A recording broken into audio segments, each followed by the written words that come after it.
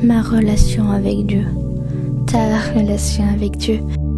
T'as appris que tu devais développer une relation avec Dieu, que tu devais arrêter de vivre selon des principes, selon une religion, mais selon une relation. C'est correct, c'est totalement juste et je suis totalement d'accord avec ça. Il faut développer cette relation avec Dieu. Mais comme dans toutes les relations, on demande des choses. Tu vas pas pouvoir être ami avec quelqu'un et par derrière le trahir, mentir. En fait, avec Dieu, c'est pareil. Il souhaite te donner des choses dans cette relation, mais il souhaite également que tu puisses faire des choses envers lui. Et en fait, c'est même pas des obligations, mais c'est des souhaits. On peut traduire ça, par exemple, dans un couple. Tu as peut-être envie que ton mari te fasse plus de cadeaux. Tu vas lui dire, tu vas lui communiquer. Ça sera un souhait et non une exigence. Avec Dieu, c'est pareil. Il souhaite que tu puisses lui donner une partie de toi, mais il va jamais en faire une obligation. Il est amour. Il t'a créé, mais pas en tant qu'un robot, en tant qu'être humain avec des choix. Il est dit dans Deutéronome 33, verset 15, « Je mets aujourd'hui devant toi la vie et le bien, la mort et le mal.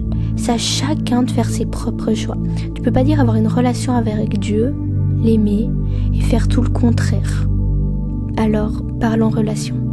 En fait, c'est quoi une relation ?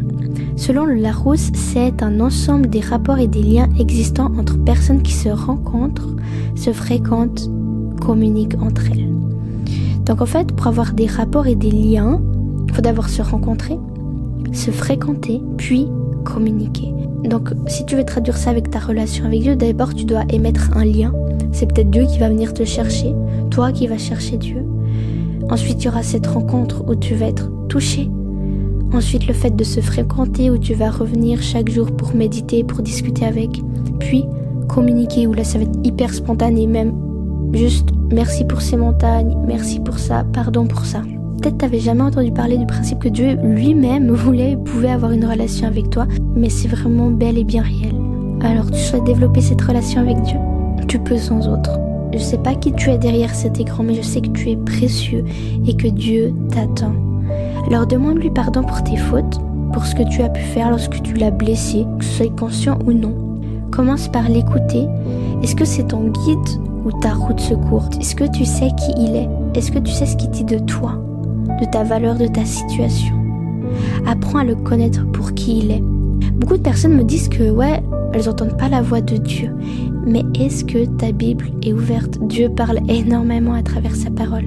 Maintenant que tu as la connaissance de ce qu'il dit et ce qu'il veut, faut faire l'étape d'obéissance. Parfois c'est la plus difficile. Faut entretenir ces étapes jour après jour, parce que tu verras que tu vivras de grandes choses.